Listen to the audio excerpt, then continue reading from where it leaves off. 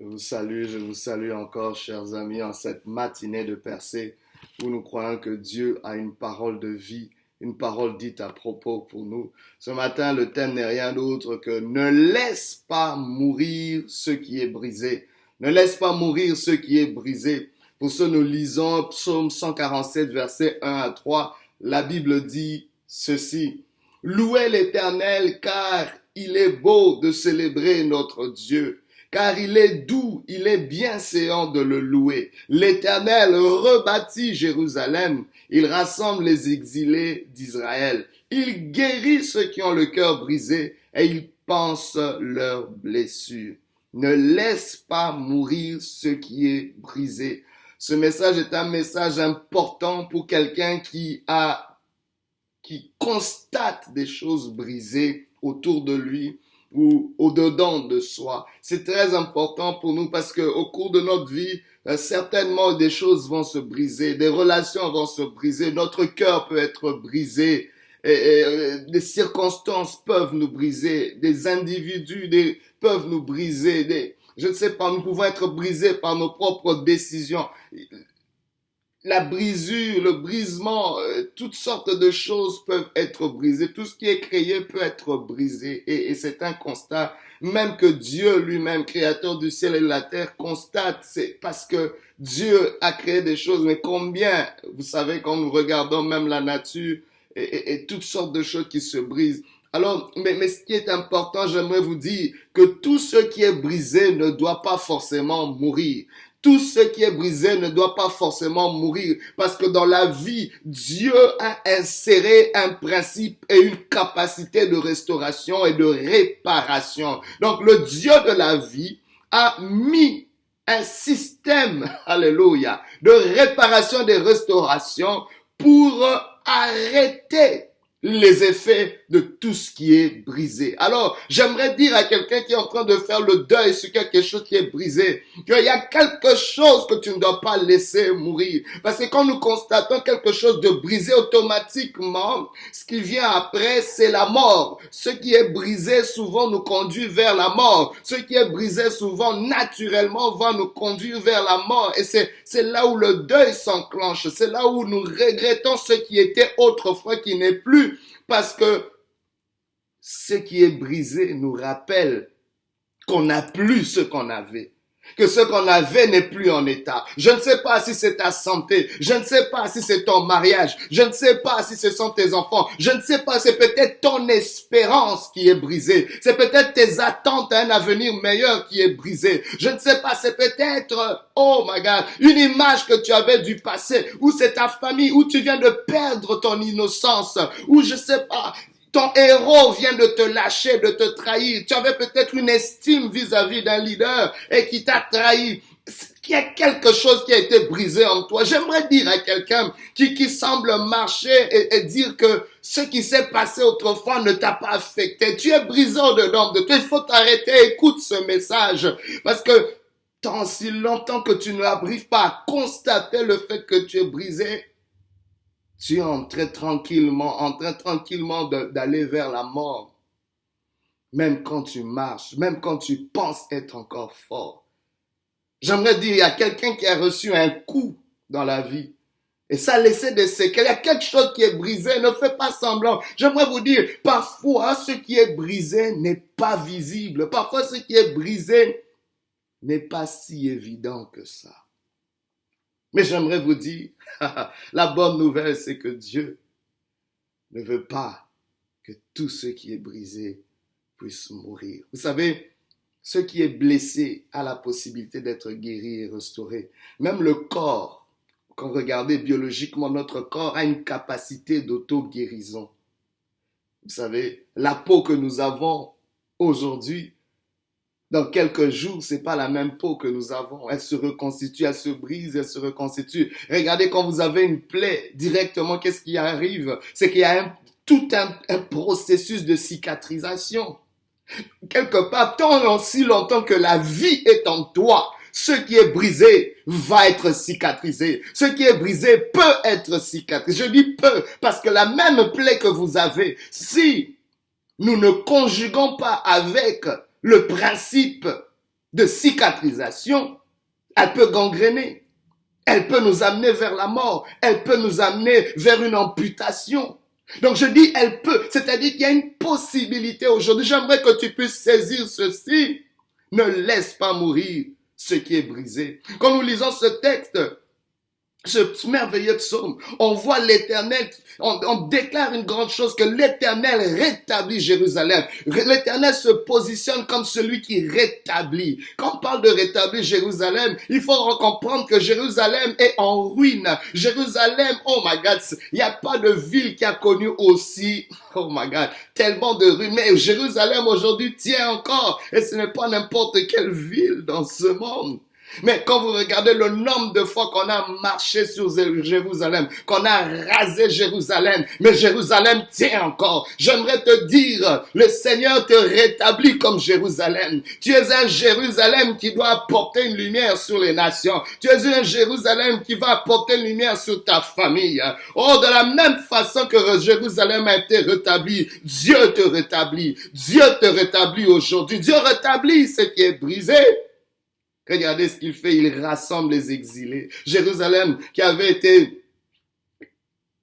été justement victime de toutes sortes d'atrocités, déportations. On a rasé, on a détruit la captivité et consort. Mais la Bible va encore ajouter, il ne rétablit pas juste la ville. Il ne rétablit pas juste l'environnement. Il ne rétablit pas juste ce qui était le symbole justement de la paix. Ce qui, oh my God, Jérusalem, cette cité de la paix. Dieu ne rétablit pas juste cette paix qui doit sécuriser ton cœur. Dieu ne rétablit pas juste cet environnement, cette atmosphère qui doit sécuriser ta famille et toute activité que tu fais a besoin d'une atmosphère adéquate pour prospérer, pour germer. Mais la Bible nous dit aussi qu'il guérit. Donc, il va en profondeur. Il entre à l'intérieur de la ville pour s'occuper des habitants de Jérusalem. My God, il dit, il guérit ceux qui ont le cœur brisé. Mais si tu ne reconnais pas que tu as le cœur brisé, la guérison passe à côté. Toi, tu t'estimes ne pas être candidat. Oh, moi je dis, oui, mon cœur est brisé. Mon cœur a été brisé par la vie. Oh, j'ai besoin de celui qui guérit mon cœur. Oh, c'est pour ça que je n'ai pas peur d'être brisé, parce que peu importe le nombre de fois qu'on peut briser mon cœur, je sais qu'il y a un Dieu qui guérit les cœurs brisés. Je peux me relever encore. Je peux continuer encore ma route. Je peux continuer. Oh, bien aimé, le fait que ton cœur a été brisé n'est pas la fin. Je ne suis pas en train de minimiser le fait que ton cœur a été brisé, mais je viens te présenter le Dieu qui guérit les cœurs brisés, le Dieu qui pense les blessures. Alors, viens aujourd'hui dans la table de chirurgie, dans la table de restauration. Il existe un chirurgien spécialisé dans la guérison des cœurs brisés. My God, je te présente celui qui peut panser la plaie. Peu importe ce qu'on t'a fait, peu importe la trahison que tu as vécue, j'aimerais te dire, il est celui qui guérit les cœurs brisés. Ne laisse pas mourir ce qui est brisé. J'aimerais parler à quelqu'un, à une femme qui ne croit plus à l'amour, tellement qu'on a brisé ton cœur. J'aimerais te dire, il y a encore de l'amour pour toi. Il y a encore de l'amour pour toi, mais laisse d'abord celui qui guérit les cœurs de passer par-dessus. Oui, des hommes sont passés par là et ont tout foutu en l'air, mais laisse-moi te dire, Dieu passera par là et il fera de ton cœur un chef-d'œuvre. Alléluia. Qui pourra non seulement recevoir l'amour, mais qui pourra en donner davantage. Car Dieu n'a pas fini avec toi. C'est pour ça que tu n'es pas mort. Il y a encore la vie. La vie qui est en toi veut voir, veut restaurer cela. Parce que j'aimerais vous dire une chose aussi qu'on doit reconnaître ici, quand nous lisons ce texte. Vous devez reconnaître que Dieu ne répare pas, Dieu répare souvent ce que tu ne vois pas. Dieu répare ce qui ne frappe plus à ton œil, qui n'a plus de valeur à tes yeux. Dieu répare ce que tu ne considères plus. Peut-être que tu te considérais autrefois, mais parce que cela a été brisé un moment. C'est ça que ça fait dans nos vies. Quand quelque chose est brisé, ça nous pousse à ne plus le considérer, à ne plus espérer quoi que ce soit de bon, quoi que ce soit de vivant, quoi que ce soit d'agréable de cette chose. Vous voyez, par exemple, quelqu'un qui a été brisé dans sa carrière, à un moment n'a plus le goût d'entreprendre encore, n'a plus le goût de repartir encore dans ce domaine-là. Vous voyez, et c'est ce que ça fait. Mais Dieu veut réparer justement le fait que tu ne considères plus la possibilité de rentrer dans ce qui a été brisé.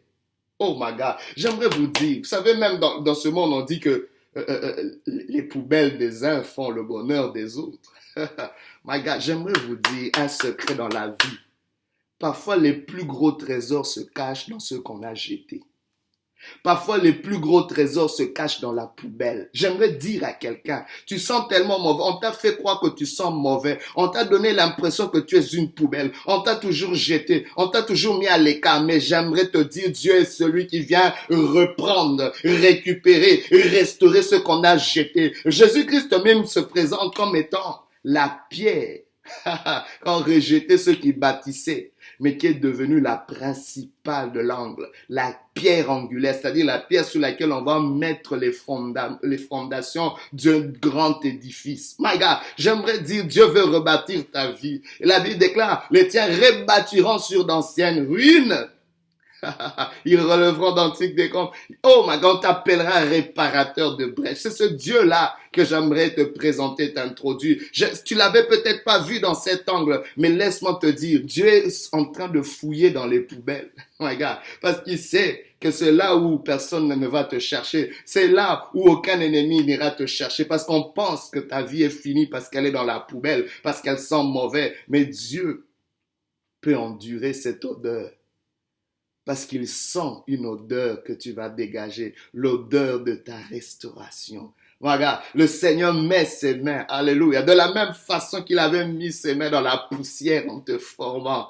Regarde, Dieu n'a pas peur d'aller dans la poussière. Dieu n'a pas peur d'aller dans la boue pour chercher ses plus précieux trésors. La Bible déclare, Dieu a créé les hommes droits, mais ils ont cherché beaucoup de détours. Alors Dieu voyait toujours ce précieux trésor en Jérusalem, même si elle était piétinée, même si elle n'avait plus sa gloire d'autrefois, même si elle était dispersée parmi les nations. Mais Dieu va récupérer les exilés, va les rassembler. Dieu répare ce que nous ne considérons plus, par exemple, les exilés, c'est ça, c'est-à-dire les déportés, les déplacés, ceux qui sont déconnectés de leur source, de leur environnement naturel, dispersés, disséminés, les gens qui sont sans repère. Mais Dieu va les chercher, Dieu va réparer ceux qui ne semblent plus avoir de l'espérance ou de l'espoir.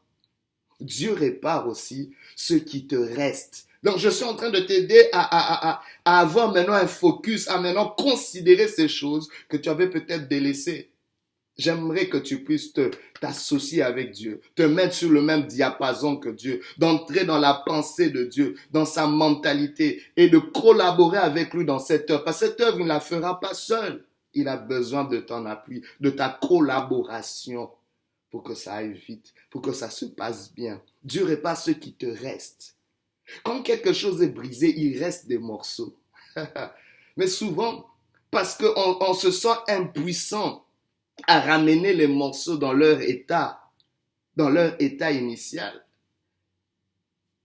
la réaction naturelle, c'est juste de jeter les morceaux. Mais Dieu est celui qui dit, avec ces morceaux, je peux reconstituer ton histoire. Avec ces morceaux, je peux reconstituer ton avenir. J'aimerais te dire, Dieu va réparer ce qui te reste, c'est-à-dire ce qui est nécessaire pour ton avenir. J'aimerais te dire, peu importe ce qui a été brisé, ce qui est important pour ton avenir ne peut pas être brisé. Oui, c'est-à-dire, il est constitué de ce qui reste, de ce qui a été brisé. Mais il y a toujours quelque chose que Dieu va garder. Regardez Joseph, sa vie a été brisée par la trahison de ses frères qui l'ont jeté dans une citerne, qui l'ont finalement vendu aux Ismaélites. Mais avec quelque chose qu'on n'avait pas pu briser, c'était son rêve. Il y avait quelque chose qu'on n'a pas pu briser, c'était son caractère, son intégrité. Il est allé avec son intégrité jusqu'en Égypte. Et cette intégrité, même si ça l'a amené en prison, ça l'a finalement amené dans le palais du roi. On a peut-être brisé sa vie, mais on n'a pas brisé son don. Je ne sais pas. Aujourd'hui, c'est le moment de faire l'inventaire. On t'a peut-être piétiné, mais est-ce que tu peux commencer à faire l'inventaire de ce qui te reste? Oh, j'aimerais que tu mettes juste les morceaux. Voici, j'ai tel morceau, j'ai tel morceau.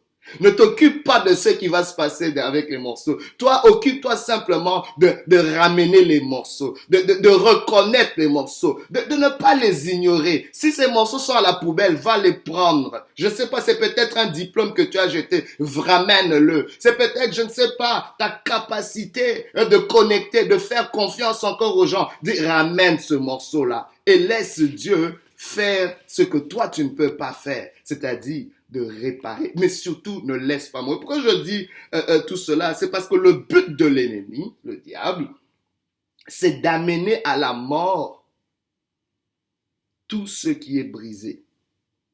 Vous voyez? En nous poussant à abandonner ce qui est brisé. C'est-à-dire, il va susciter des choses à être brisées et nous pousser, parce qu'il connaît l'attitude des hommes, de nous pousser à lâcher prise, à ne plus considérer, à ne plus être intéressé, à ne plus nous engager, parce qu'à un moment, nos efforts aussi, écoutez, ça fait mal à un moment, tu te dis, à quoi bon j'ai investi tellement et voici ma famille est brisée. Et l'ennemi va dire, laisse, c'est bon pour la poubelle. Mais vous savez ce qu'il veut faire? Il veut précipiter le principe de la mort. Parce que j'aimerais vous dire, toute maladie est une mort en gestation. Mais ce n'est pas parce que tu es malade que tu ne peux pas être guéri. Mais si tu laisses la maladie telle qu'elle est, la maladie amènera la mort. C'est pour ça qu'il faut prendre au sérieux la maladie. Quand vous voyez une maladie, pensez à la mort, dealer avec la mort, arrêtez le processus de la mort. C'est pour ça que Jésus-Christ amène la vie. La Bible déclare qu'il se présente comme étant la résurrection et la vie. C'est-à-dire que à travers sa résurrection, il veut arrêter le principe de la mort. C'est-à-dire, il veut ramener la vie là où la mort a battu son plein. Mais Dieu veut aussi guérir, c'est-à-dire empêcher la maladie d'aller jusqu'à la mort. Ça, c'est ce que Dieu veut faire. Mais aussi, le but aussi de ce principe, c'est que Dieu veut que tu puisses découvrir la mission derrière le brisement. Quelque chose a été brisé, mais cela cache une mission. Le but de Dieu, c'était de ramener Israël à être encore son agent de changement à travers les nations. Aujourd'hui, si tu entends sa voix, n'endurcis pas ton cœur, mais une chose que tu peux faire, c'est de louer Dieu. Car il est bien séant d'être loué parce qu'il est celui qui guérit. Ne laisse pas mourir ce qui est brisé. Aujourd'hui, tu peux aussi croire et t'engager à une mission de vie derrière tout ce qui est brisé dans ta vie. Que Dieu te bénisse et que Dieu te fortifie encore aujourd'hui parce qu'il y a quelque chose que Dieu fait